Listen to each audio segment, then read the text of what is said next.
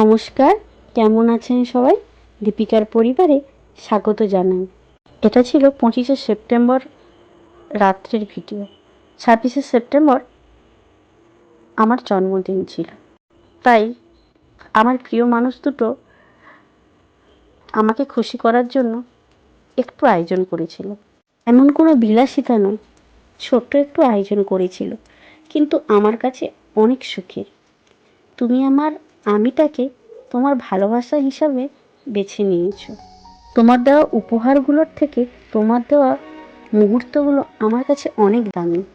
আমার এই প্রিয় মানুষটা আমার কতই না কষ্ট দেয়, রাগে অভিমানে কতই না অভিযোগ করি, কিন্তু দিনের শেষে ও না হলে আমি অচল।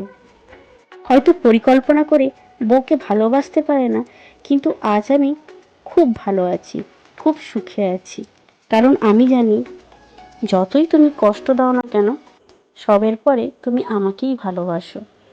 এটা আমি বিশ্বাস করি। প্রকৃত পুরুষ কখনো রাজকন্যা খোঁজে না। প্রকৃত পুরুষ যাকে ভালোবাসে তাকে রানী করে রাখে। এই যে আমার ছেলে, কতটা ছোট, কিন্তু ও আমাকে কত ছোট ছোট উপহার দিয়ে কতটা খুশি করে। তোমরা দুজনে সারা জীবন আমার পাশে বটবৃক্ষের মতো ছায়া হয়ে থেকো।